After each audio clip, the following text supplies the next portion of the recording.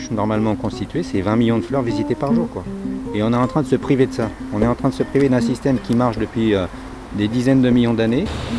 Ça nous donne à manger, et qui plus est, ça nous donne du miel.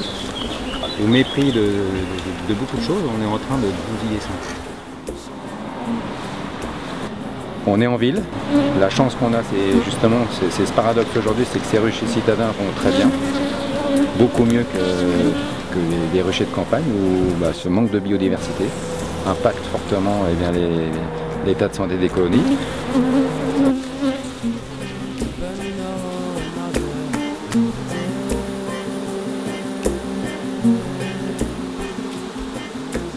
Ce n'est plus un secret.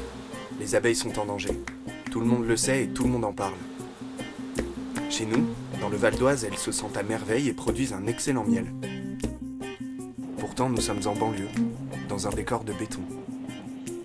Qui sont ces apiculteurs qui défient les préjugés? Comment ont-ils appris l'apiculture? Et surtout, comment font-ils pour cohabiter avec cet insecte dans un milieu urbain? Y aurait-il un message dans leur démarche? J'avais pas beaucoup d'abeilles dans le jardin. Ça m'intéresserait bien d'avoir des abeilles. Je dis bon, il y a le grenier, peut-être moyen de faire quelque chose.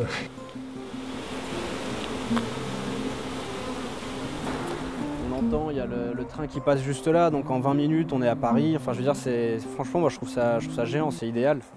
On a toujours discuté ensemble du fait que l'apiculture et l'apiculteur étaient centrales dans une société puisqu'il apporte tout un service écosystémique à travers la pollinisation, mais il apporte aussi tout un service de santé à travers les différents produits de la ruche.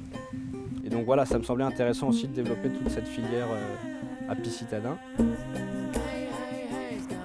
Donc il y a une palissade avec une baie vitrée qui a été aménagée pour le côté pédagogique, donc les enfants peuvent venir regarder les ruches à travers son danger. C'est dans un jardin partagé, donc les gens qui habitent l'environnement ont une petite parcelle et en même temps, maintenant ils s'intéressent à l'abeille. Le miel, il est où? On regarde à l'intérieur, on le voit. Pour moi, un être humain, vraiment, bien, il veut savoir ça veut dire quoi les disciplines, l'organisation, il regarde la vie des abeilles. Il va tout comprendre. Chaque abeille elle a une tâche à faire dans la ruche. Il n'y en a pas une qui dit ouais je suis fatigué, j'ai pas envie de travailler aujourd'hui. Les salariés de KPMG peuvent tous les ans monter sur le toit de l'immeuble avec l'apiculteur qui suit les ruches, aller leur rendre visite, voir comment ça fonctionne, comment c'est la vie d'une ruche, comment vivent les abeilles. Vous êtes sur un toit terrasse du commissariat de Gennevilliers, qui à ma connaissance est le seul commissariat de France qui dispose d'une ruche en milieu urbain. Parce que je pense qu'on oublie dans les sociétés modernes de regarder la nature qui nous entoure. Et quand on regarde les abeilles travailler, moi ça m'a tout de suite fait penser au travail d'un commissariat. Beaucoup de consommateurs nous disent « Ah mais le miel de Paris, avec tout ce qui sort des cheminées, des pots d'échappement, etc., le miel est pollué ». D'abord il faut comprendre que le miel c'est fait avec le nectar, donc c'est une production très limitée dans le temps de la fleur, quelques heures ou quelques minutes par jour.